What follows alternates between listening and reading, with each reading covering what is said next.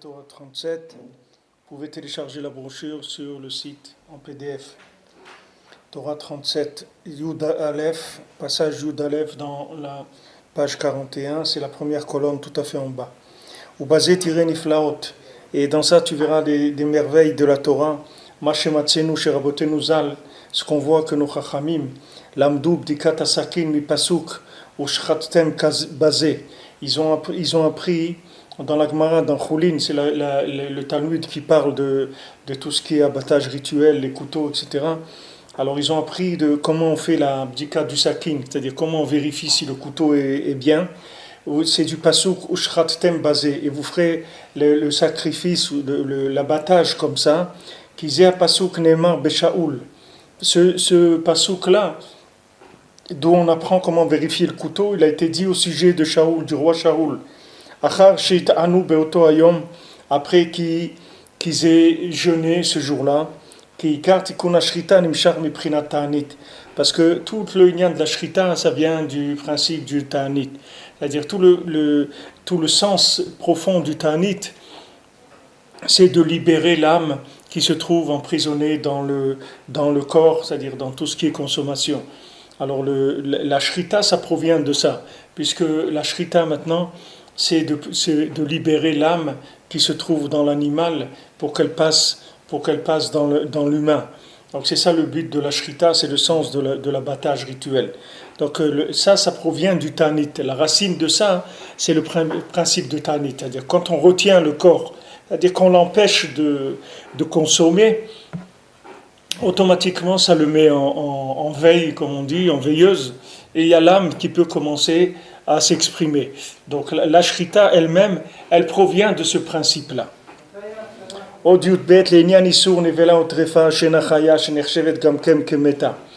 sujet de ce qu'on a parlé du nevela ou trefa, c'est-à-dire un animal qui est mort, ou bien trefa qui a été déchiré, qui est mort par une autre mort. Shena chaya, elle est considérée comme pas vivante.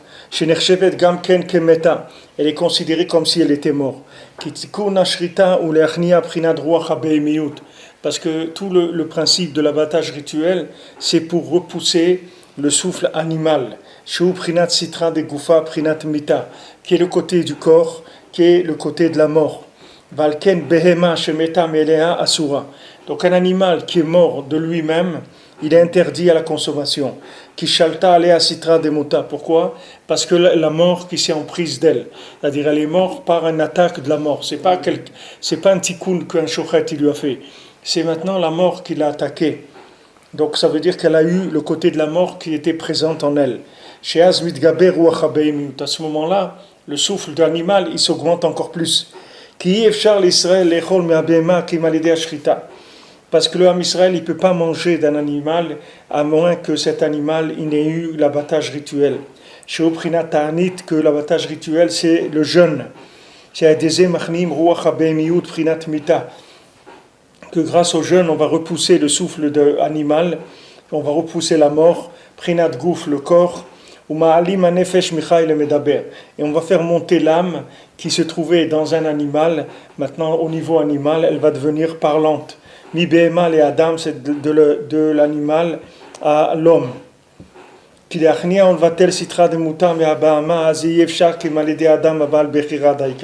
Parce que maintenant, pour pouvoir repousser et annuler complètement le côté de la mort de l'animal, ça c'est possible que par l'homme qui est Baal Bechira, qui a le libre arbitre, qui est Adam Yeshlo Bechira, parce que l'homme, il a le libre arbitre. Donc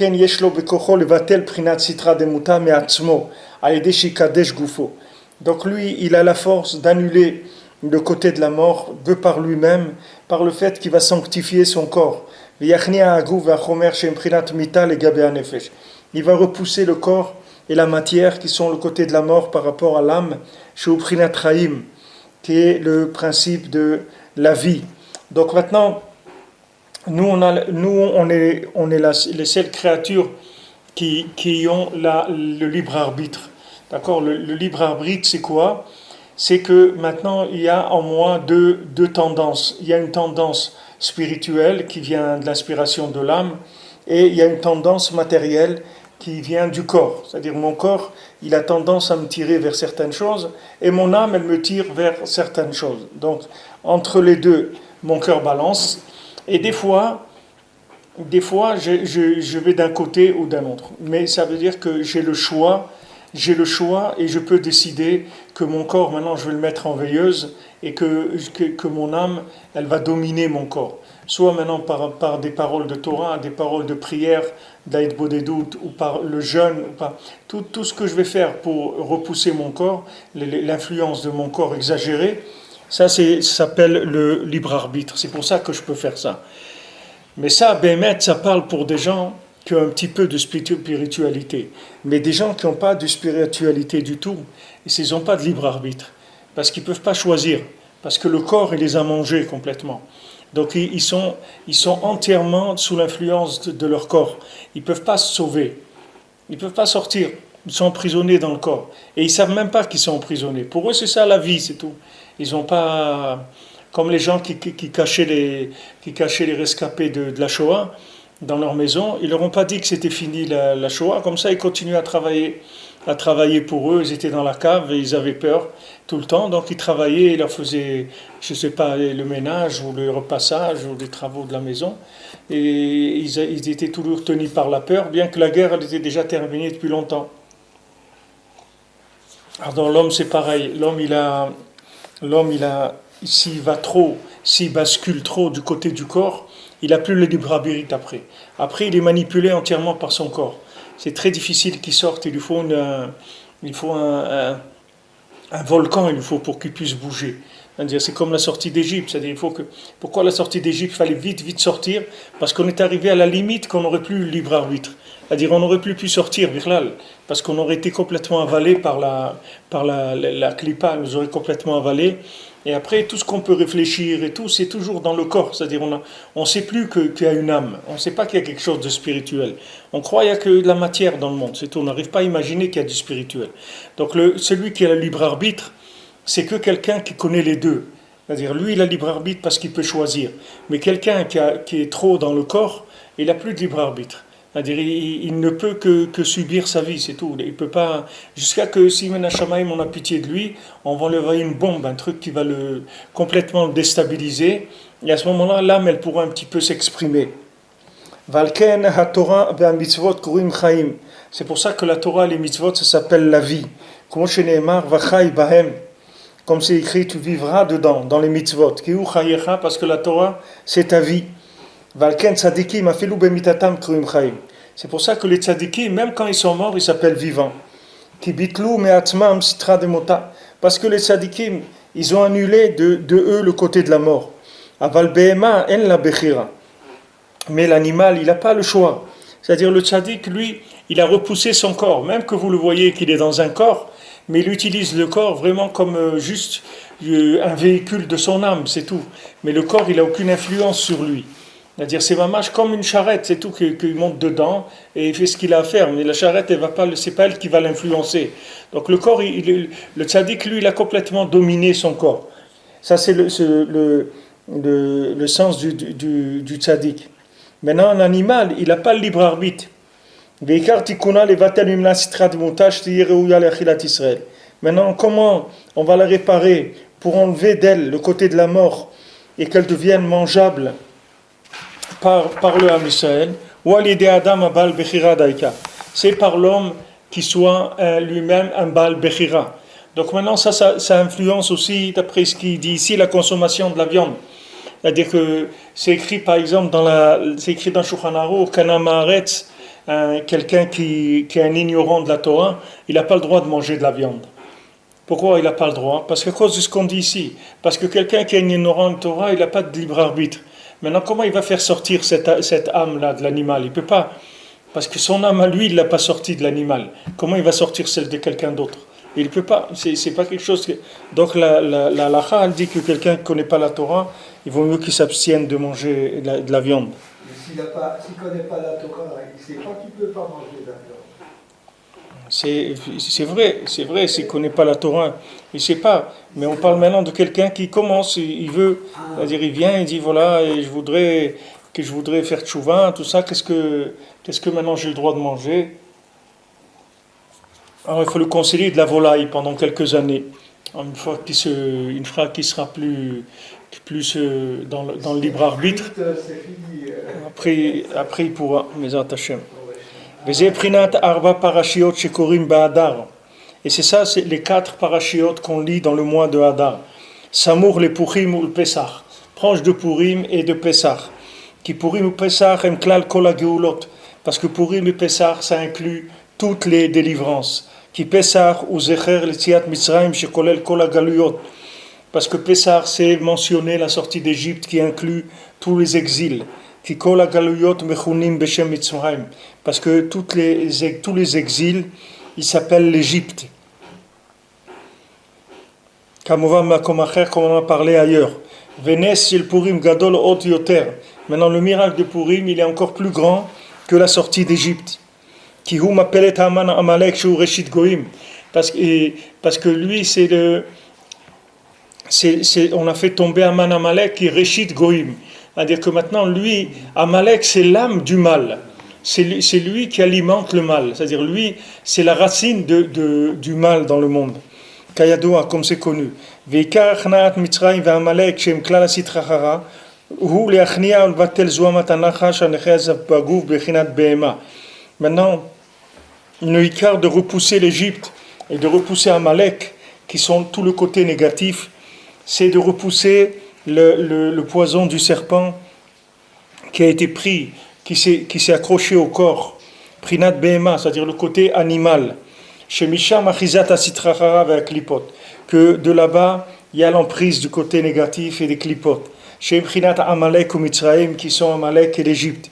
Valken hem arba malchuyot sheklulim ba Amalek. C'est pour ça qu'il y a 4 royautés qui sont inclus dans Amalek, shu reshit goim, que lui c'est la tête de toutes les nations. Comment je peux Rabbeinu Zal bemakom acher, comme Rabbeinu l'a dit dans la Torah Lamed, qu'achizatam me'ara shel hagouf, parce que toute l'emprise des clipotes, ça vient de l'emprise du mal qui se trouve dans le corps. C'est-à-dire quand le corps il est déséquilibré par rapport à son fonctionnement, alors ça donne son fonctionnement spirituel, c'est-à-dire le mal qu'il y a dans les 4 éléments. On a dit le corps il est fait avec du feu, de l'air, de l'eau et de la terre. Alors maintenant ces éléments ils doivent être équilibrés. Si ces éléments ils ne sont pas équilibrés, ça va détraquer, la personne elle va se détraquer. C'est-à-dire elle va commencer à être à la domination du corps. C'est-à-dire la domination du corps, elle provient d'un déséquilibre. C'est-à-dire que le déséquilibre physique, le déséquilibre des éléments du corps, le feu qu'il y a dans le corps, l'eau qu'il y a dans le corps, la terre qu'il y a dans le corps, l'air qu'il y a dans le corps, leur déséquilibre, c'est-à-dire leur manque de proportion, quand il y a un qui est beaucoup plus fort, plus faible que l'autre, c'est ça qui crée le déséquilibre dans le comportement du corps. Vous comprenez ? C'est-à-dire le corps, il doit avoir un comportement. C'est-à-dire, par exemple, quelqu'un, il ne doit pas être nerveux, il ne doit pas être violent, il ne doit pas être envieux, il doit être patient, il doit être gentil. Toutes les bonnes midotes, elles proviennent de l'équilibre des 4 éléments qu'il y a dans le corps. Parce que si maintenant quelqu'un de son corps, il est plein de feu, vous ne pouvez pas lui dire, tu sais, c'est pas bien de s'énerver. Parce qu'il sait très bien que c'est pas bien de s'énerver. Mais il ne peut pas ne pas s'énerver. Pourquoi ? Parce qu'il n'a plus de libre arbitre. Vous comprenez ? Le vrai libre arbitre, c'est si vous avez tout équilibré. Si maintenant vous avez un corps équilibré, c'est-à-dire que vous avez chaque élément, l'eau, la terre et l'air et l'eau qui sont équilibrés, ça donne un comportement équilibré. C'est-à-dire que maintenant, quand vous voyez quelque chose, par exemple, il y a des situations où des gens ils sont dans une situation, ils s'emportent. Ok, ils s'emportent, ils cassent quelque chose, ils font des trucs, et puis après, un moment après, ils disent je m'excuse et tout, je me suis laissé emporter, j'aurais pas dû faire ça. Donc vous voyez, quand la personne elle revient à elle-même, elle veut pas faire ça. Maintenant, pourquoi elle fait ça ? C'est parce que c'est les éléments de son corps, ils sont déséquilibrés. Ça veut dire que maintenant, la base de toutes les avérotes, de toutes les transgressions qu'il y a, la base, c'est les mauvaises midotes. C'est ça le problème d'un homme. C'est pour ça que Rabbi Chaim Vital il dit dans le Sharak Dusha que les mauvaises midotes, c'est pire que les avérotes. C'est-à-dire parce que les mauvaises midotes, c'est ça qui va faire que l'homme il va faire des avérotes. Maintenant, quelqu'un qui a des mauvaises midotes, il n'a pas le libre arbitre. Vous comprenez? C'est-à-dire quand il voit quelque chose, il peut pas parce qu'il a un déséquilibre. Vous prenez une voiture, elle a 4 roues.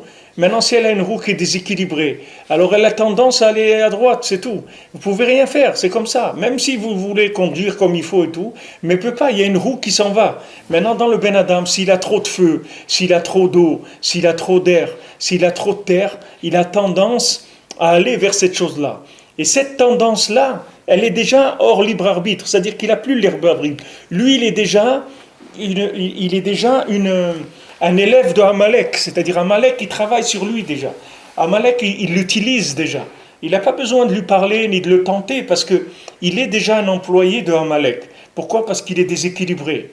Alors d'un autre côté, il faut savoir que toute la tchouva, ça va être l'équilibre. C'est ça faire tchouva.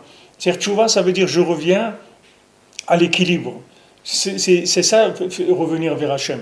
Revenir vers Hachem, c'est travailler, s'habiller correctement, manger correctement, se marier, avoir des enfants, les éduquer correctement, être correct avec les gens, être à l'heure dans ce qu'on fait, payer ce qu'on a payé, de payer ses factures, payer ses trucs. Tous ces éléments-là, c'est ça faire tchouva. Les gens croient faire tchouva, ça veut dire qu'ils vont jeûner jusqu'à qu'ils vont voir une révélation de la loi à Navi. Mais c'est pas ça faire tchouva. Faire tchouva, c'est de s'équilibrer. Il faut arranger ses midotes. Il faut s'équilibrer, c'est tout.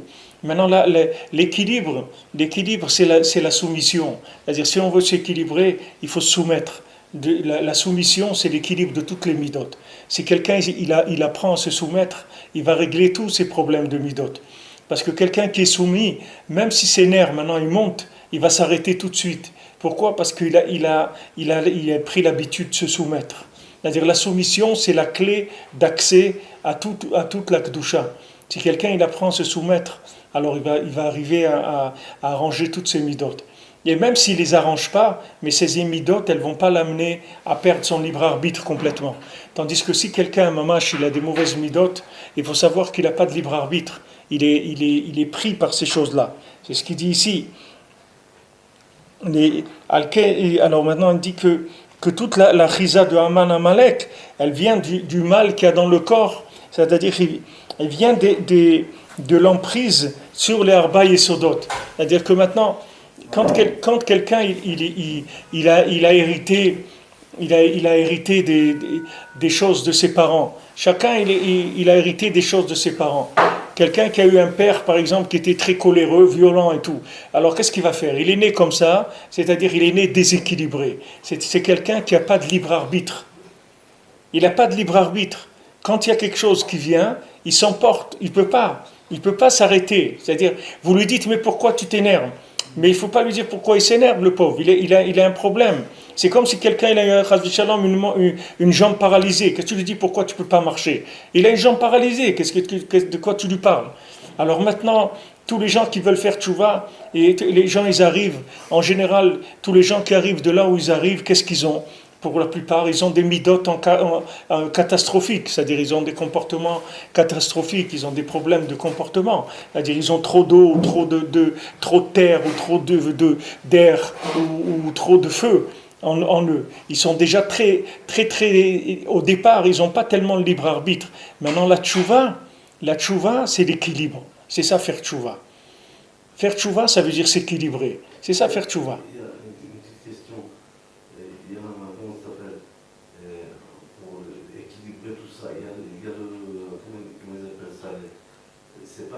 C'est pas le régime, c'est-à-dire manger diététiquement. C'est ce que font la patronne, ils font des régimes diététiques avec les calories, les protéines, dans la nourriture. Alors la personne, c'est comme si elle faisait des jeûnes pratiquement. C'est comme si elle jeûnait. Si c'est vrai. Non, il y a quelque chose. Rabbeinu il dit ça, mais Alors ça équilibre, à ce moment-là, ça équilibre tous les quatre. par exemple, quelqu'un qui est nerveux, il a pas le droit de manger du piquant. Il n'a pas le droit de boire de l'alcool. Tous les trucs qui vont dans ce sens, dans le feu, Un café. le whisky, ils appellent ça l'eau de feu, oui. L'eau de feu, tu n'as pas le droit. Ça, tu as tout un truc dans la nourriture que tout ça, tu peux pas. Si tu es déjà trop, tu en as trop, tu en as en trop, tu es en surplus, tu ne peux pas ajouter. Et d'un autre côté, là où tu vois que tu es faible, alors là-bas, il faut que tu manges des choses qui alimentent cette chose-là. Le sport aussi, c'est richement, on va dire, le Le sport. sport, s'il y a besoin. S'il y a besoin de sport, oui. Mais le Icar, c'est de regarder dans la nourriture les sphirotes, dans le manger. C'est-à-dire, dans chaque chose est shayach à des sphirotes. Ces sphirotes, elles sont shayach aux midot. Les midot, elles viennent des sphirotes. Mais ici, tu as 4 grands axes des quatre éléments du corps. C'est sûr que la nourriture, ça va aider. Mais le Icar qui va aider, c'est pas la nourriture. Le Icar qui va aider, c'est le dibour de la hitbodedut. Parce que quand tu fais hitbodedut, tu t'inclus dans l'infini. C'est ça qui t'arrange tes midot. Tu comprends? Tu t'inclus dans quelque chose qui est la racine de tout l'équilibre du monde. Tu rentres là-dedans. Donc quand tu rentres là-dedans, automatiquement les choses se mettent en place. Rabbeinu il dit ça aussi pour l'Itkashrut au tzaddik, c'est-à-dire que maintenant, comme le tzaddik c'est tzaddik qui yesod olam, que le tzaddik qui s'appelle yesod apashut, c'est-à-dire le tzaddik qui s'appelle l'élément simple, c'est-à-dire l'élément qui inclut les 4 éléments. Quand tu t'attaches au tzaddik, tu rentres dans un élément qui est un de ces 4 éléments-là. Donc là, automatiquement, ces 4 éléments, ils vont s'équilibrer. Parce que tu vas rentrer dans la racine d'où proviennent ces éléments de façon parfaite. C'est pour ça qu'il a parlé avant, il a dit, eux, les tzadikim, c'est les seuls qui ont vraiment le libre arbitre. Eux, ils peuvent choisir. Mais nous, on est des fous. Qu'est-ce que tu veux choisir? Tu ne peux pas choisir. Comme quelqu'un il est myope, d'accord? Il a son œil, il part à gauche. Alors tu lui dis, tu vois ce qu'il y a en face? Il dit, oui, je vois. Qu'est-ce que tu vois en face? Ben, je vois qu'il y a un immeuble. Mais il n'est pas en face, l'immeuble, il est à gauche. Mais non, je te dis, il est en face de moi. Ben, il a l'œil qui va là-bas. Maintenant, le bonhomme, il est bouillonnant de feu, où il a de l'eau, où il a l'air, où il a la terre, la hadzout et tout. Maintenant, quand lui, il voit quelque chose, il a une vision avec un déséquilibre de balayage, tu comprends? C'est comme tu prends un scanner ou un truc qui est déséquilibré. Donc lui, quand il scanne avec son cerveau, ou avec son cœur, ou avec n'importe quoi, il scanne la vie, il scanne avec un déséquilibre déjà à la base. Donc toutes les informations qu'il tire, elles sont fausses. Donc lui, la seule chose qu'il lui faut, c'est du bitoul. Il faut du bitoul, c'est tout. Il faut s'annuler et il faut travailler, il faut s'équilibrer. Travail, famille, parnassa, payer ses factures, ses trucs, c'est ça la tchouva. Les gens ils disent, mais attends, mais c'est pas Avodat Hashem. C'est pas ça, c'est la porte d'entrée de l'Avodat Hashem. Si tu fais pas ça, tu rentres pas, Bichlal. Où tu vas rentrer? Tu vas te retrouver dans un cirque. Où tu vas te trouver? Au cirque Pender. C'est là où tu peux te trouver. Avec des yeux qui parlent dans tous les sens, des oreilles qui... Dans quoi tu vas te trouver? Tu vas te faire copain avec qui? Avec des crocodiles? Avec qui tu vas te faire copain? Tu peux pas, tu es déséquilibré. Tu vas choisir des déséquilibrés comme toi, alors tu vas faire un groupe de tarés complets, c'est ça ce que tu vas faire. Il faut que tu t'équilibres, c'est la base. Maintenant, il y a beaucoup, Rabbeinu donne beaucoup d'études pour l'équilibre. Beikar la hitbodedut. Mais déjà, il faut savoir qu'il faut commencer par Derech Eretz. Il faut s'équilibrer, parce que Derech Eretz, c'est l'équilibre. Tu comprends? Derech Eretz, c'est l'équilibre. On va dire que tout fonctionne. C'est mental, c'est pas... Le Derech Eretz, c'est le fonctionnement qui émane, si tu veux, de la création. C'est-à-dire que maintenant, quelqu'un qui analyse le monde comme il est, il va déduire un comportement qu'il ne faut pas voler, qu'il ne faut pas tuer, il faut être gentil avec son prochain. Il y a beaucoup de comportements qui viennent du fonctionnement. Tant que tu n'as pas ce comportement de fonctionnement, tant que tu te laisses aller, il y a des gens, tu vois quelqu'un dans la rue comme ça, d'un coup il s'énerve, mais quelqu'un de normal, il ne fait pas quelque chose comme ça. Quand tu vois ça, tu vois qu'il est déséquilibré, il a un problème. Maintenant cet homme-là, c'est un handicapé, il ne peut pas rentrer dans Avodat Hashem Bichlal. Ni l'étude de la Torah, ni la prière, ni rien du tout. C'est un bonhomme, il est dehors. Il est dehors du monde, Bichlal. Qu'est-ce que tu veux qu'il fasse à Avodat Hashem? Qu'est-ce que tu veux qu'il fasse à Avodat Hashem? Rabbi Nathan, il rapporte dans l'écouter à la route, tu regardes dans Vaïkra, il dit Kol Zar, lo ikra la Kodesh, c'est-à-dire tout celui qui est étranger ne peut pas rentrer dans le Kodesh. Tu veux rentrer dans le Kodesh, tu ne peux pas être un étranger. Qu'est-ce que c'est un étranger? C'est un déséquilibré, c'est ça un étranger. C'est-à-dire que tu n'as pas de rapport avec ça. Tu n'as pas de rapport, tu es bouillonnant, ou tu es glacé, ou tu es dans la tristesse, ou tu es plein d'orgueil, tous ces trucs-là, toutes ces midotes-là, elles handicapent la personne, elles le disqualifient, il ne peut pas s'inscrire, Birlal. Il ne peut pas commencer, tant qu'il n'arrange pas ça, il ne peut pas rentrer, Birlal. Il y a pas de... C'est un ouvrier d'un Amalek. C'est un type qui travaille, il est manipulé par Amalek. Parce que Amalek, c'est le shoresh du déséquilibre, c'est Amalek. Amalek, c'est l'âme du déséquilibre. C'est-à-dire, lui, il va chez tous les déséquilibrés et il les utilise. Il utilise les déséquilibrés. Alors quelqu'un, quand il fait tchouva, il a intérêt à se mettre sur la touche, tu vois, complètement. Il se met sur le côté, c'est tout. Il fait de l'observation, c'est tout. Il regarde, il reste gentil, c'est tout, calme. Il fait de mal à personne, il n'ouvre pas sa bouche, il reste tranquille. Il paye ses factures et il ne dit rien du tout. C'est tout, il dit rien, il dit merci, c'est tout. Merci beaucoup. Caché. Hein? Caché. Mais c'est pour ça, c'est ça la tchouva. C'est sûr. C'est plus facile d'aller au cirque Pinder que de faire ça. Hein. Tu vas aller faire trapéziste et trucs là-bas. C'est sûr que c'est beaucoup plus attirant. Mais c'est sûr que c'est dur. Mais c'est ça la tchouva. La tchouva, c'est celle-là. Tu ne peux pas faire tchouva déséquilibré, ça n'existe pas. Ça n'existe pas la tchouva déséquilibrée. C'est quelque chose, c'est deux choses qui sont contradictoires. Tu peux pas, un Ben Adam déséquilibré ne peut pas faire tchouva. Il y a des gens, ils viennent, ils étudient la Torah et tout. Après, tu les vois dans l'argent, Massa ou Matan, c'est des voleurs. Tu me prends, tu dis, mais attends, mais tu étudies toute la journée au collège, qu'est-ce que tu fais? Non, l'argent, ça... Moi, j'ai vu ça dans un beddin. J'étais dans un beddin. Le gars qui avait en face de moi, lui-même, c'était un dayan. À part les dayanim, le gars lui-même, c'est un dayan.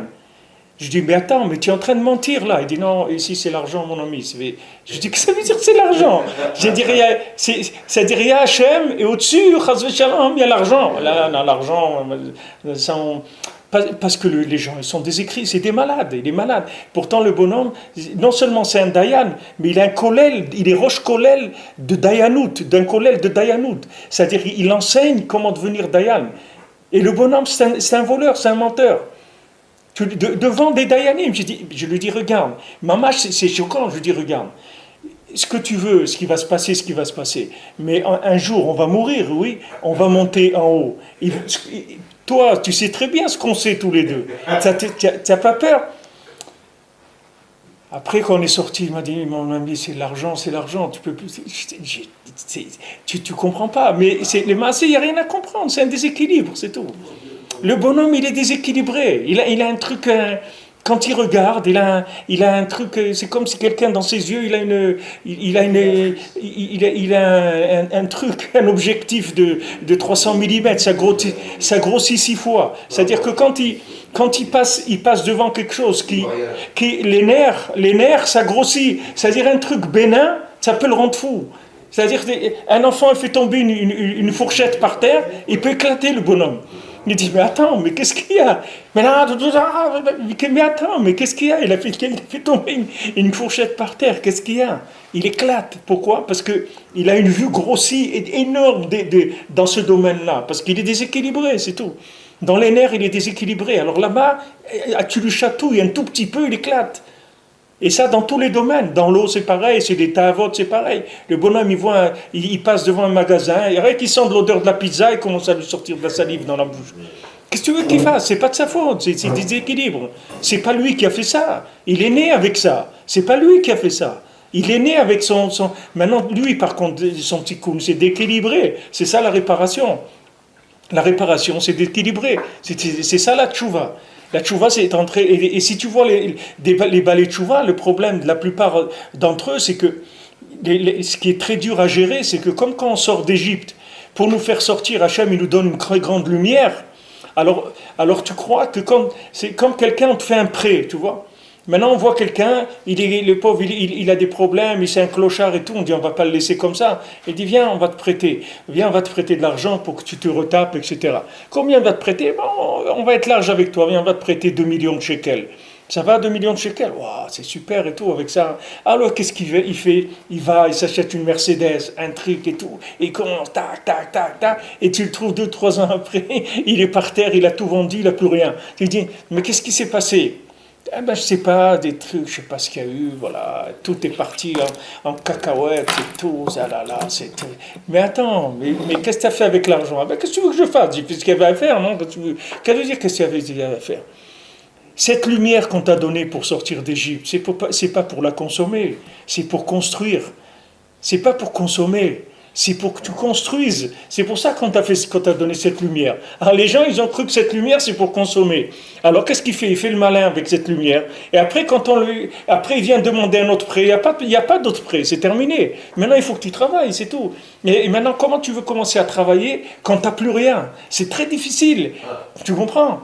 Au début, tu es venu, tu étais un riche, tu es rentré avec de la lumière plus que les rabbinim. Tu vois, les rabbinim, des rabbinim qui sont des grands rabbinim, c'est des rigolos à côté de toi. La lumière que tu as dans la Shemona Esrei, tu pleures, tu trucs et tout, et tu les vois, eux, ils sont secs comme des je sais pas quoi. Tu dis, mais ils n'ont rien compris à la Torah, ces gens-là. Attends, mon ami, attends un petit peu, tu vas voir. Tu vas voir si tu as compris quelque chose. Attends, lui, il croit que c'est à lui. C'est ça le problème. Mais lui, il est toujours aussi déséquilibré, malade que quand il était en Égypte. Lui, il n'a pas changé d'1 millimètre. Lui, on lui a donné un prêt, c'est tout, de lumière pour le faire sortir. Parce que si on ne lui fait pas ce prêt, il ne sort pas d'Égypte. Donc Hachem, il envoie une lumière très grande. Cette lumière, elle nous éblouit. Allez, on sort. Mais n'oublie pas, si tu ne fais pas Sfirat HaOmer, ça ne vaut rien. Tu vas retourner là-bas. Tu vas finir là-bas, parce que tu ne peux pas. Tu appartiens à l'Égypte. C'est que la Sfirat HaOmer qui te permet. Et la Sfirat HaOmer, c'est le tikkun des midot. C'est ça la Sfirat HaOmer. Sfirat HaOmer, c'est que tu vas maintenant diluer cette lumière, tu vas faire rentrer un peu dans le chesed, un peu dans la gvura, un peu dans le tiferet, netzach, hod, yesod, malchut. Tu vas prendre toutes les midot, tu vas les arranger, c'est tout. Une fois que tu as arrangé toutes les midot, Baruch haba, viens Matan Torah, tu me prends. Mais tant que tu n'as pas arrangé les midot, il n'y a pas de Matan Torah, Bichlal. Je vous l'ai dit, je le répète tout le temps. Je vous ai amené, le Rambam, il dit, quelqu'un qui a des mauvaises midot, tu n'as pas le droit de lui enseigner la Torah. C'est assourd. Tu n'as pas le droit, parce que tu vas faire un monstre. Ce bonhomme-là, tu vas prendre un déséquilibré. Comme tu vois aux États-Unis, aujourd'hui tu entends la plupart des gens qui font des trucs, c'est des déséquilibrés. Ils te disent déséquilibré. Voilà, l'autre il a tué 150 personnes avec un avion. Ah oui, il avait des problèmes psychiatriques, des trucs. Qu'est-ce que ça veut dire? Qu'est-ce que ça veut dire? Ça veut dire que tu as affaire à des fous. Mais tu te rends compte ce que ça veut dire? Ça veut dire à chaque fois que tu montes dans un avion, tu vois les risques que c'est. C'est-à-dire que tu peux tomber sur un pilote, que ça lui prend, qui va éclater tout le monde, c'est tout. Comme ça, pour s'amuser, parce qu'il voit des films toute la journée. Donc il voit des avions qui s'écrasent, des trucs et tout. Lui aussi, il écrase tout le monde, c'est tout. Les gens, ils sont malades, tu comprends? Tu as affaire à des malades, des gens qui sont déséquilibrés, complètement déséquilibrés. Regarde les risques que tu prends. Combien de gens, tu vois, aux États-Unis, il a tué des gens, un truc déséquilibré. Ça lui a pris comme ça, il a pris un fusil, il a commencé à tirer sur les gens. Mais les gens, ça se trace, les gens. On peut voir des gens dans quel état ils sont. Tu n'as pas besoin d'attendre qu'ils tuent des gens pour savoir qui il est. Les gens, tu peux les traiter, tu peux voir, tu peux les interdire du port d'armes, tu peux interdire des métiers où tu vois des trucs comme ça. Un type qui a des problèmes de suicidaire et tout, tu ne le laisses pas, tu laisses prendre des responsabilités comme ça. Tu le mets dans un supermarché, il va trier les patates, c'est tout. Tu comprends? Là, s'il est déséquilibré, qu'est-ce qu'il fait faire? Il va envoyer une pomme de terre sur son copain. C'est pas grave. Tu comprends, mais pas des trucs... Tu vois la société, des gens qui sont fous, on leur donne des responsabilités énormes. Maintenant, un Baal Tshuva, Baruch Hashem, il vient. On lui dit, Baruch Haba, viens, etc. Tu veux t'approcher de la Torah, c'est Nifla, Baruch Hashem. C'est extraordinaire. Mais maintenant, c'est pas parce que tu as voulu t'approcher de la Torah que tu es un tzaddik. C'est vrai, la lumière qu'on t'a donnée, c'est la lumière d'un tzaddik. C'est vrai. Et il y a même des tzaddikim qui ont pas une lumière comme ça dans leur vie. Tu peux même avoir, comme c'est écrit, elle a vu une servante dans la mer, quand ils ont passé la mer Rouge, Rata Shifra Alayam, plus que Yecheskel Ben Bouzi, plus que c'est-à-dire une chifra, c'est-à-dire un bonhomme qui est un servant, c'est-à-dire un esclave de ce qu'il est lui. Lui, il a des méthodes d'un esclave, c'est-à-dire d'un bonhomme le plus bas qui existe. Il a traversé de la mer Rouge plus que le navire Yecheskel. C'est-à-dire il peut passer à côté d'Yecheskel et le regarder de haut, lui dire J'ai de la peine pour toi, t'as rien compris, mon ami. Tu sais pas ce que j'ai vu, moi. Moi, tu sais pas les lumières que j'ai. C'est vrai, mais elles sont pas à toi, surtout. Ce ne sont pas à toi. Maintenant, on est d'accord de te les donner, il n'y a pas de problème. Mais on te les a donnés pour construire, pas pour consommer. C'est ça qui va faire toute la différence. C'est-à-dire, si le bonhomme, il a utilisé cette lumière pour faire des affaires, il investit là, investit là, investit là. Il va et demande, qu'est-ce que vous pensez qui va rapporter le plus? C'est ça, l'Aïd Bodédout, les Teilim, la Lacha. Dans quoi on lui dit, bon, alors fais comme ça, et les trucs. Mais la maison, il faut faire attention, ta femme, la parnassa, les enfants, dans des bonnes écoles, les trucs. On lui dit qu'elle commence à investir. Alors le bonhomme, toute sa lumière, il investit là-dedans. Après, même si après le crédit se termine, mais quand il se termine, le gars, il s'assoit, il regarde ses affaires. Il a fait des affaires, le bonhomme. C'est vrai, il est dans l'état où il est, mais regarde les affaires qu'il a faites. Elles sont extraordinaires. Il est comblé. Baruch Hashem, il a ça, tout ce que, parce qu'il a utilisé la lumière pour investir. Le prêt, il a utilisé comme prêt d'investissement. Pas pour aller faire la vie. Alors, mais maintenant, quand un Baal Tshuva, il prend cette lumière et il commence à faire le fou avec, comme il est déséquilibré, alors le bonhomme, tu vas le voir, il va partir en flèche. Tu vas le voir, il va passer des nuits dans des trucs, à étudier toute la nuit, il va jeûner, il va faire Tanit Dibour toute la semaine. Après, tu vas voir, il va jeûner 2 jours suivis toutes les semaines. Il va faire des trucs incroyables. Et un jour, tu le trouves dans un café, avec un joint, en train d'écouter des trucs et tout. Tu te dis, mais qu'est-ce qu'il y a eu? Qu'est-ce qui s'est passé? Je sais pas ce qui s'est passé, ça a dérapé, c'est tout. Je dis, qu'est-ce qu'il y a eu? Mais voilà ce qu'il y a eu, c'est pas difficile. C'est qu'il a utilisé l'argent comme un déséquilibré. C'est-à-dire, il a utilisé la lumière comme... Et lui, il savait pas qu'il est déséquilibré. Le problème, c'est que si tu n'as pas quelqu'un qui t'apprend, c'est quelqu'un qui te montre que tu es déséquilibré, jamais tu vas te rendre compte. Parce que si tu veux, le propre du déséquilibre, c'est que tu ne sais pas que tu es déséquilibré. Parce que si tu savais que tu étais déséquilibré, tu te serais arrangé tout de suite. C'est pas un problème. C'est comme le nial qu'on racontait de celui qui était fou, qui allait avec la brosse à dents, il était dans un asile, et il avait un fil avec une brosse à dents. Et il allait il se promenait avec sa brosse à dents, il disait, allez Médor, viens. Alors le docteur, il a vu, il l'a appelé, il a dit, mais monsieur Dupont, là, ça va pas là, qu'est-ce que vous faites? Il dit, qu'est-ce que je fais? Oui, mais qu'est-ce que vous êtes en train de faire là? Il dit, mais vous voyez, j'ai un fil, une brosse à dents, vous voyez pas? Je me promène là, je m'amuse avec ma brosse à dents, c'est tout. Quoi, j'ai pas le droit? Il dit, non, ça va, pas de problème.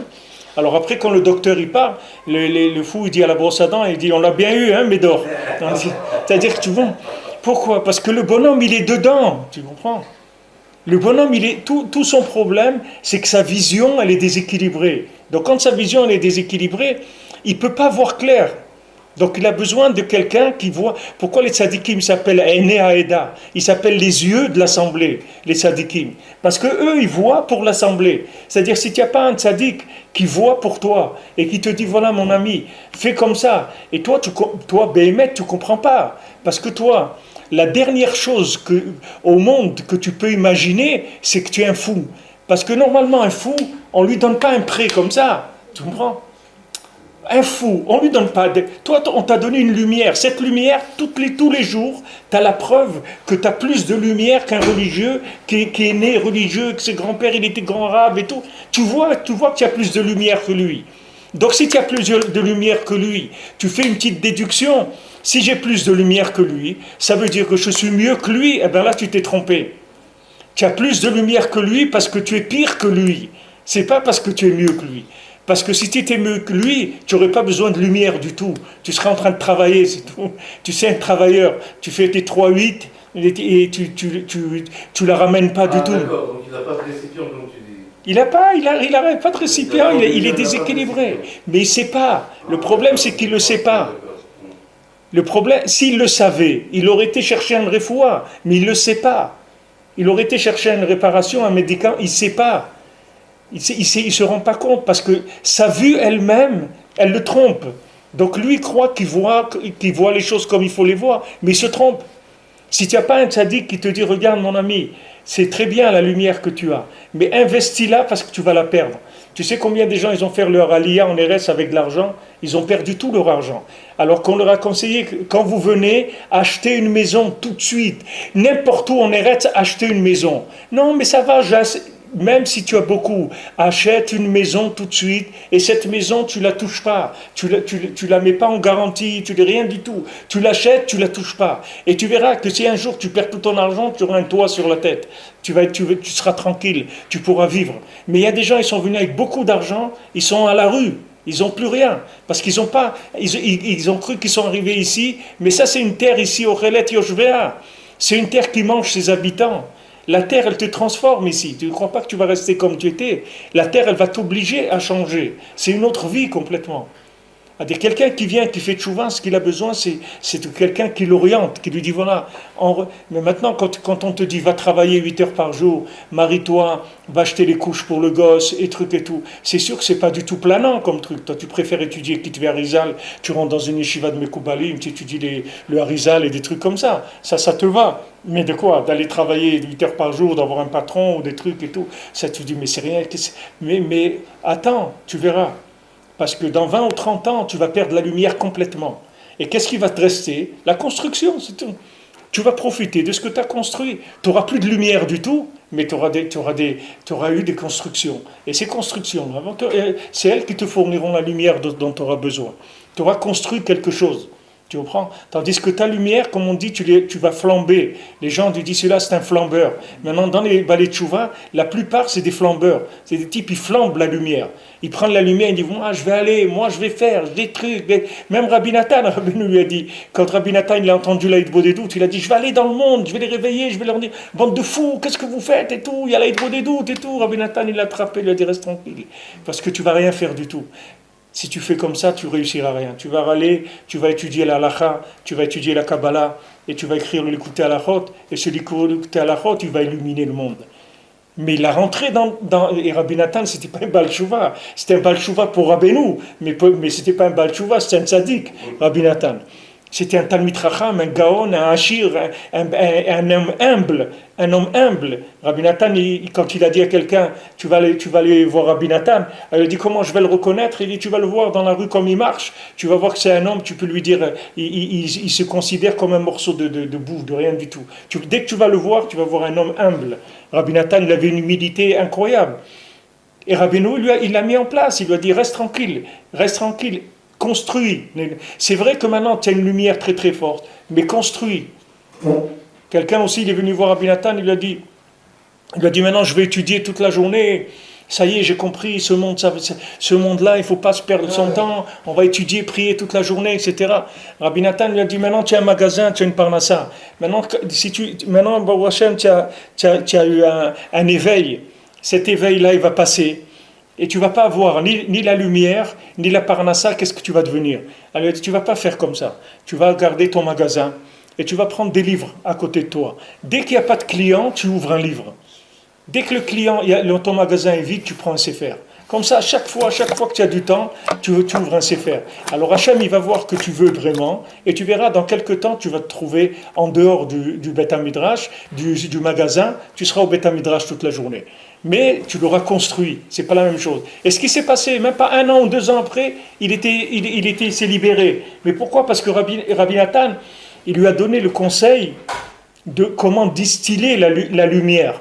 Comme il disait Rav Chakin Alav Shalom, la vodka, ça se fait avec les pommes de terre. Mais si tu manges des pommes de terre, tu ne te saoules pas. Tu ne peux pas te saouler si tu manges des pommes de terre. Parce que les pommes de terre, ce n'est pas de la vodka. Il faut un appareil qui distille. Pour arriver à faire un alambic, il faut un appareil qui utilise la vapeur des pommes de terre, etc., qui les transforme en alcool. Si tu n'as pas ça, la patate, ça reste une patate, c'est tout. Et jamais elle va devenir de la vodka, tu comprends? Il te faut un appareil. Cet appareil, c'est distiller la lumière, c'est utiliser la lumière. Et tu sais, sur Terre, aujourd'hui, il n'y a pas beaucoup de gens qui savent ça. Parce que si les gens ils savaient ça, 80% des gens qui sont ramassés dans leur vie ne seraient pas ramassés, tu comprends? S'ils savaient ça. Mais malheureusement, les gens ils prennent des claques et des trucs, et après, ils reviennent doucement, jusqu'à ce qu'ils se reconstruisent. Alors ici, il te dit que maintenant, les Maaseh Aman Amalek, il a une emprise sur les gens déséquilibrés. C'est ça le coeur de Haman Amalek. C'est ce qu'il dit ici. Alken arba malchuyot shekluim ba'amalek. Et שבשם החזית הצחרה, על כן הם 4 מלכויות שקוראים בעמלק שהוא ראשית גויים, כמו שפירש רבנו ז"ל, במקום אחר, כי אחיזתם מהרע של הגוף, voilà, leur emprise c'est dans les 4 יסודות. על כן קוראים קודם פסח ופורים 4 פרשיות. C'est pour ça qu'avant Purim et Pessah, on va lire 4 parashiyot, c'est-à-dire 4 sections de la Torah, pour repousser ces 4 pouvoirs de Sitra Achara. Maintenant, il faut qu'on élimine le mal qu'il y a dans nos 4 éléments qu'il y a dans notre corps. À l'idée que Kedushat Ta'anit, par la Kedusha du jeûne. C'est pour ça que le début des 4 parashiyot, ça commence par ces 4 sections de la Torah qu'on lit, en plus de la section de la semaine, c'est Parashat Shkalim. Shenatnu Shkalim, les Divat Mishkan, comme on avait vu. D'abord, tu vas donner la tzedaka pour Eretz Israël. Ça, c'est le début. Tu vas commencer avec ça. Shem tzedaka on est d'ava, que ça, c'est donner et de faire un don et une nedava, c'est-à-dire quelque chose qui une participation, une aide chez Eprinat Ta'anit, parce que de donner son argent, c'est Ta'anit. Il y a des gens, comme je vous ai dit, ils sont plus prêts à vous donner, ils peuvent ne rester sans manger quelques jours, mais donner de l'argent pour eux, c'est comme s'ils donnaient leur neshama, ils vont mourir s'ils donnent l'argent. C'est-à-dire que quand quelqu'un il donne de l'argent, c'est Nershab comme Ta'anit, c'est-à-dire qu'il a baissé la capacité de son corps, il s'est abaissé son pouvoir d'achat, il a baissé toute la force de son corps. Je sais Prinat Ta'anit, Prinat Agradet Ta'anita Tzidkata, comme on a vu que la Gemara dit que le salaire du jeûne, c'est la tzedaka. Valken be'amishkan hayu meviim kol hakorbanot. Dans le Mishkan, ils amenaient dans le tabernacle, ils amenaient toutes les offrandes. Donc dans ce Mishkan qui a été construit avec la tzedaka des gens, avec leur bon cœur, c'est-à-dire tout homme que son cœur, il lui donne, il a envie de donner. Alors c'est comme ça que le Mishkan il s'est construit. Et dans le Mishkan, qu'est-ce qu'on a fait? On a commencé à faire l'usine, remonter, c'est-à-dire faire sortir les âmes qui étaient dans les animaux. Maintenant, si les gens ne voulaient pas donner pour le Mishkan, ils ont dit non, maintenant ça va, on est sorti d'Égypte, nous on est avec Hachem, on a vu Hachem à Matan Torah, tout, il n'y a pas de problème. Ah bon, il n'y a pas de problème, ok, attends, on va voir. Et ils ont été faire le veau d'or. Et les gens, ils ont été choqués par le veau d'or. Il dit, comment? Imaginez-vous les gens qui ont fait le veau d'or, dans quel état ils étaient après. Il dit, mais comment avec tout ce que j'ai vu, tout ce qu'Hachem il m'a fait, comment je peux faire des bêtises pareilles? Mais c'est incroyable. Je suis retourné dans les trucs les plus bas de ce monde, alors que j'ai vu des choses extraordinaires. J'ai vu des choses merveilleuses. Comment c'est possible? Alors à ce moment-là, les gens, ils ont commencé à vouloir faire tchouva. Et Hachem, il leur a dit, voilà ta tchouva, c'est que tu vas construire le Mishkan. Il leur a pas donné des conseils d'illuminer. Tu vas aller monter sur la montagne, tu vas commencer à regarder les étoiles. Non. Il dit, maintenant, on va construire une usine qui fait sortir l'âme de l'animal qu'il a fait monter vers l'homme. On va construire une usine, c'est ça le Mishkan. On va faire une usine pour distiller les animaux. C'est-à-dire, puisque maintenant vous voyez que vous êtes des animaux, oui, parce que si vous n'étiez pas des animaux, avec les miracles que vous avez vus, et ça y est, vous serez rentrés dans la Gdusha, vous serez devenus des tzadikim. Maintenant, vous avez vu tous ces miracles, vous allez été faire des massifs, des actions de gens très bas. Donc ça veut dire que vous êtes des animaux encore. Ok, alors on va faire du traitement animal. Donc je vais vous construire une maison, un tabernacle. Dans ce tabernacle, vous allez amener des animaux. Et chaque animal que vous allez amener, ça va vous sortir à vous de l'animal et vous faire monter vers l'humain. Hachem, il a fait une usine. Et quand quelqu'un il va travailler, c'est la Metet Melachot à Mishkan. Quand quelqu'un il va travailler, il fait des 39 travaux. Ces 39 travaux, c'est quoi? C'est le Mishkan. C'est-à-dire quand il va travailler, il fait sortir l'homme qui est en lui, le parlant, et le libère de l'animal. Tandis que s'il ne fait pas ça, il va au niveau de Matan Torah. Il n'a pas fait Sfirat HaOmer. Il veut rentrer le soir du Seder, il veut passer le lendemain, il veut Matan Torah. Mais ça ne marche pas. Ça ne marche pas. Le lendemain du Seder, il n'y a pas de Matan Torah. Non seulement il n'y a pas de Matan Torah, mais même la lumière qu'on t'a donnée, on va te l'enlever. Donc tu as intérêt à te mettre au travail, parce que tu vas arriver à Shavuot, tu vas être vide. Tu n'auras rien du tout. Donc mets-toi au travail. C'est-à-dire commence à investir la lumière qu'on t'a donnée, à construire avec. Ça, c'est le Mishkan. C'est pour ça que le Lametet Menachot, on les apprend du Mishkan. Parce que le Mishkan, c'est les 39 travaux. Les mains, c'est quand tu vas travailler. C'est comme si tu amènes des animaux à Hachem, c'est-à-dire pour faire les sacrifices des animaux. Et c'est chaque animal que tu amènes, c'est toi qui sors de l'animal. Chaque fois que tu libères un animal, que tu le sacrifies pour Hachem, alors toi, tu sors de l'emprise de l'animal qui est en toi, qui vient du déséquilibre des Arba Yesodot, que ce soit le feu, l'eau, ou l'air ou la terre, des éléments qui sont déséquilibrés et qui t'ont fait rentrer dans l'animal. Pourquoi tu étais coincé dans l'animal? Parce que tu es déséquilibré. Donc le travail va te rééquilibrer, de manière à ce que tu puisses avoir accès à la Torah. Le but, c'est que tu aies accès à la Torah. Le but, c'est pas que tu restes dehors. Le but, c'est qu'on te veut faire rentrer dans la Torah. Mais seulement pour ça, il faut avoir comment on dit, un profil. Il faut avoir un profil qui correspond. Tu ne peux pas rentrer dans la Torah avec des mauvaises midotes, ça n'existe pas. Ça n'existe pas. Tu peux pas, et à plus forte raison si tu réussis. Parce que si tu échoues, tu restes un pauvre type, ça va encore. Ça va pour toi, c'est ta vie, tu vas en faire ce que tu en fais. Mais si tu deviens un type important et tout, tu vas devenir un tueur en série après. C'est pas tu deviens un tueur en série, tu peux faire des massacres dans le monde. Si tu prends la Torah, tu la donnes à un bonhomme qui est déséquilibré, il peut faire des choses terribles avec. Parce que sa vision, elle est complètement faussée de tous les éléments. Puisqu'il est déséquilibré, comme on l'a expliqué tout à l'heure.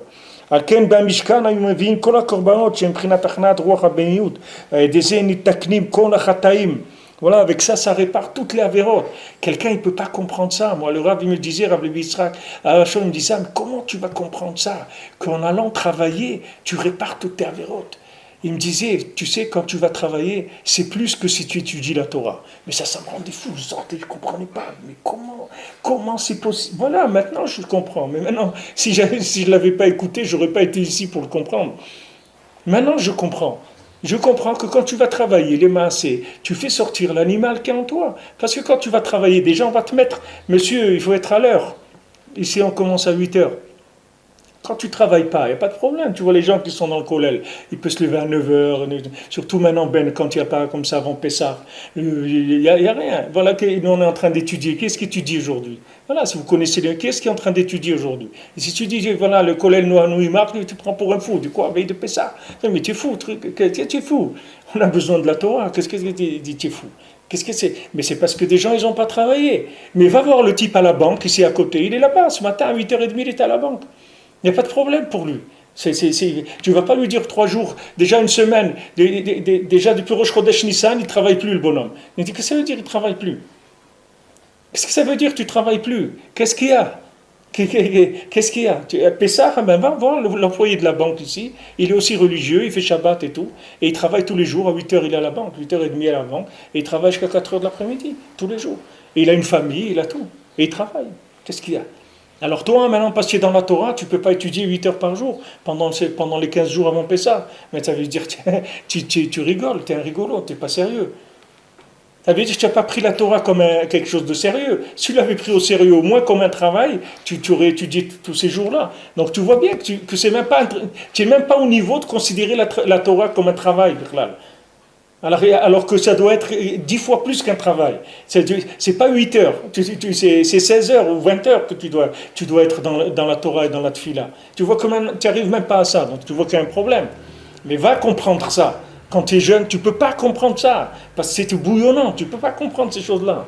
Si tu n'as pas un rave qui te le rentre, qui te donne ça, et que tu l'écoutes et tu battelles à lui, et que tu fais ce qu'il te dit de faire, tu ne peux pas arriver à comprendre ça. Comment maintenant d'aller travailler, ça va être plus qu'étudier la Torah. Mais c'est où c'est écrit des choses comme ça. Où c'est écrit ces choses-là? C'est écrit partout. Il n'y a que ça qui est écrit. C'est écrit partout. Il n'y a que ça qui est écrit. Seulement c'est juste avant le bête de Bereshit, tu vois. Tu vois le bête de Bereshit, juste avant, il y a tout ça. Avant de commencer Bereshit, il y a ça. Bereshit, déjà, c'est déjà lancé. Et c'est juste avant le Bereshit. Il faut que déjà quelqu'un qui te scanne et qui voit dans quel état tu es dans tes midotes.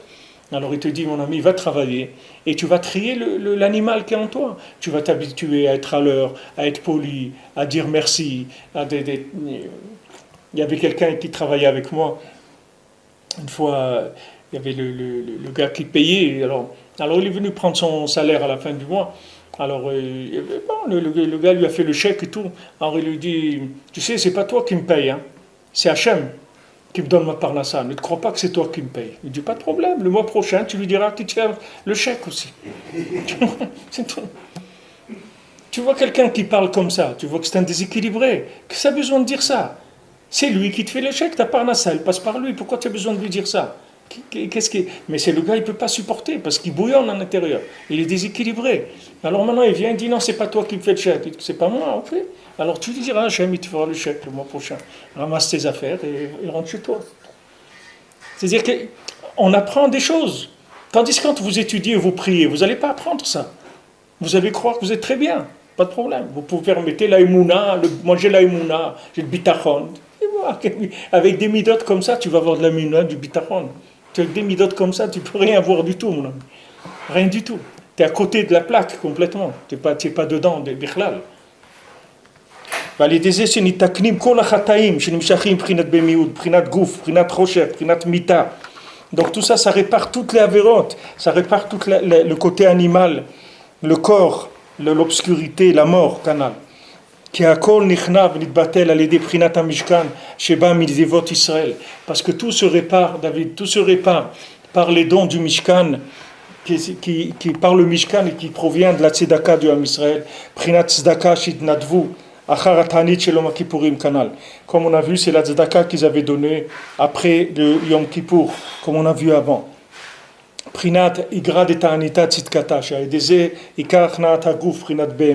c'est comme ça qu'on va repousser le corps, c'est-à-dire le côté animal, prinat mita, la mort. Et c'est ça qui est écrit dans les shkalim. Il ne faut pas les compter, il faut leur dire de donner des marsit à shekel. Et avec ça, on va compter les shkalim, mais on saura combien il y a pour pas que la mort, elle les frappe. Le Negev, c'est la mort, pour pas qu'il soit frappé par la mort. Kinit batel sitra demontage prinat gouf. Alors Negev, il y a le mot gouf dedans. C'est-à-dire que du moment où ils ont donné la tzedaka, ça va annuler la mort, comme on dit que la tzedaka, elle est tatil mimavet. Pourquoi la tzedaka, elle sauve de la mort? Alors quand les gens, ils entendent ça, ils pensent que c'est uniquement la mort, que quelqu'un, il va avoir un accident ou quelque chose. Mais c'est pas la mort, c'est pas que la mort physique. Beikar, ça sauve de la mort spirituelle. C'est-à-dire que quand tu donnes la tzedaka, comme on a vu, Beikar, la tzedaka d'Eretz Israël, c'est-à-dire que ça sauve, que maintenant tu vas sortir de l'emprise de ton corps. C'est ça que ça sauve de la mort.